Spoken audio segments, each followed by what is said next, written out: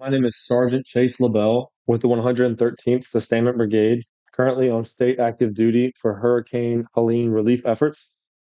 Today, I'm going to be doing a demonstration on the assessment dashboard that we have been using throughout this mission thus far, and that we will continue to be using. So, initially, you were prompted with this screen upon entering the link into your browser. What this is a quick link for QR codes to fill out assessments. And I will show you the URL form, but just know the assessment on the phone is very similar, but you can do it from the field. So we'll start with the debris assessment form.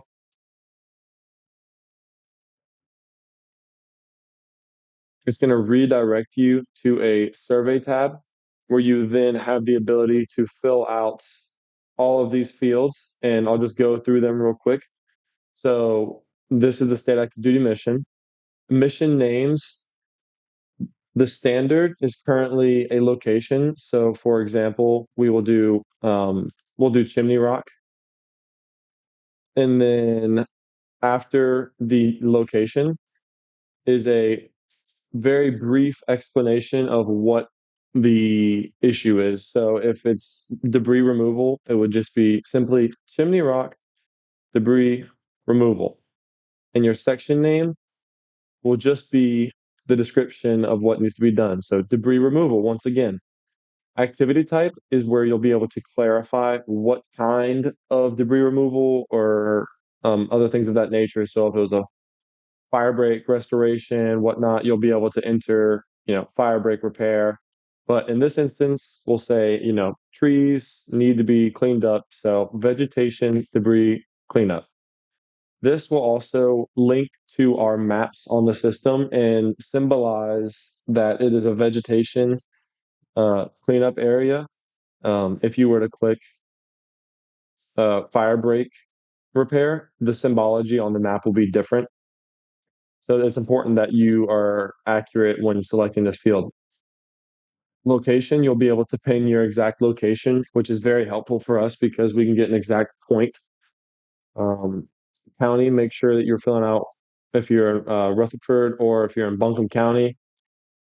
So for debris type, once again, you'll be able to clarify if this is vegetative or if it's vehicles, if it's white goods, household items, stuff like that. Now, if you have the ability to get these measurements on whatever you are submitting in the assessment, this is where you would do so that we can get an accurate estimate on the volume of the work that needs to be done. And then these two fields are very important. This is where you'll be able to go into a little bit more detail in a sentence or two, or even more if needed. You'll be able to clarify the issue at hand. So you could say fire break repair, you know, trees across fire break, blocking path, and harming the integrity of what a fire break should be. So, this is just where you can get into detail and describe what's going on. Special equipment required. This is where you're able to say whether or not, you need chainsaws, um, if you need an excavator, all of that. This is where that goes, and you're able to clarify that. You'll then be prompted to take photos of the assessment area and upload them. So that way on our map, you can immediately see photos of the assessments that are done. We ask that you take as many as possible so that we can get as good of an understanding. You're also able to attach files, and then you'll be prompted to enter your personal information so we know who is submitting the surveys. Same thing goes for the bridge assessment form and the road assessment form. They're slightly different, but the method is the exact same.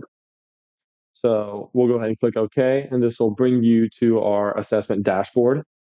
And for the assessment teams, this is where you can go into the editor. I'll do that again. I did that kind of fast. So in the assessment editor for the National Guard assessment teams, this is where you can do your QC and your data entry from the computer if you need to.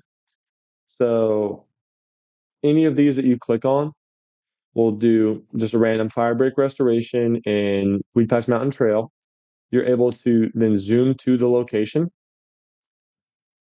And as I said earlier, these pictures get filled in so that in one spot you're able to see, the photo of what the issue is.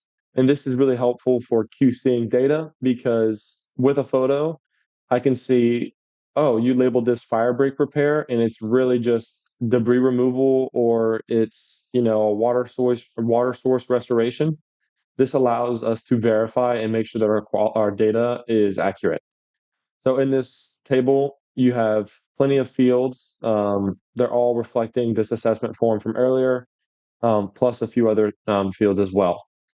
So in this, you're able to filter out assessment form, road assessment form, bridge form, and as well as apply filters to, if you just want to look at vegetative debris cleanup, you have the ability to filter it to where that is all that you're going to be looking at. So this is very helpful as well with QC. So we can go now on to what I believe will be the most helpful for our partners is the table data as well as the GCOP, which is the Global Common Operating Picture, and as well as the partner dashboard. So in the table data, this is once again one spot where you can look at all data at once that's been entered into the system. And there's some really useful filters up at the top. So if you want to filter it by which ones need chainsaws, you're able to do that. If you want to look at, the National Guard task, if it's not been assessed yet, you're able to look at that as well. And you see there's plenty more here. So these are just more filters that you can apply to be more specific for what you're looking at. We'll go into the GCOP. This, I feel, is a very useful tool for the partners because, once again, you'll be provided with filters over here on the left side. So you can get specific with your county, you can get specific with your trails. If you're doing managed land, you also have the ability to filter that out as well.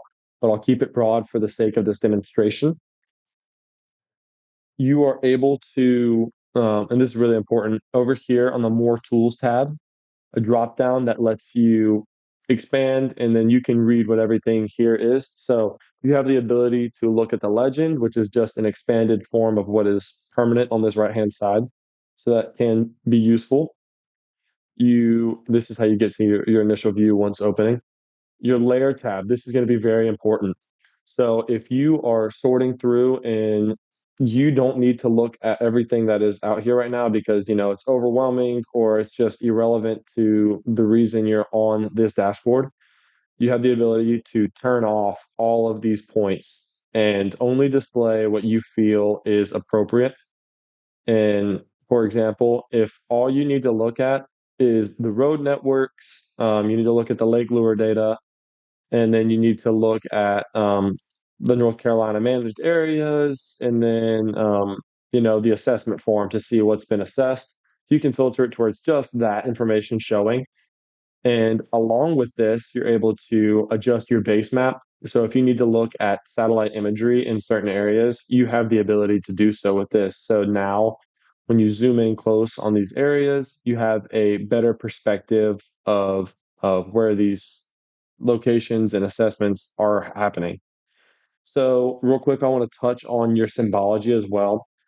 There is, as you can see, differentiation between the symbology.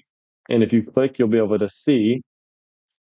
So, right here, we have a potential staging area, and that is symbolized with a car. So, it's very important that in your data uploads and your assessment uploads that you're selecting the correct drop down for what you're doing because this doesn't need to be symbolized as debris cleanup. This is clearly a parking lot that we could potentially use for staging. So make sure you're clear in your assessments in that matter,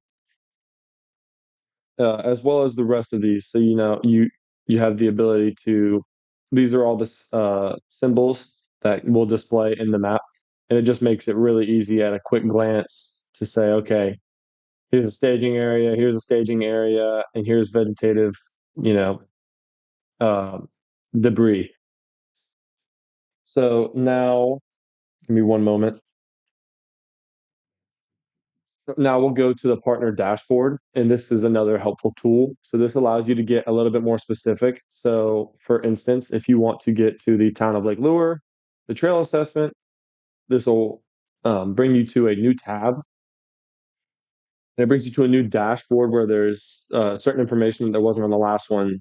So there is new charts, new data that is displayed, so you can glance at it easier and have a more in detail view of the information relevant to your area. This is true for multiple of these. So if you want to look at hazardous waste locations, once again, you'll be prompted into a new tab and a new dashboard with more information and a more in detail breakdown. We'll go ahead and get out of those for now. Um, that is really all the relevant information as far as the dashboard goes. If there's ever, um, you know, an error in your assessment entries, that is editable, and make sure you're getting with someone who is in charge of QCing the data. So that would likely be one of the geospatial engineers on the assessment teams. They are capable of modifying this and making sure that it is accurate.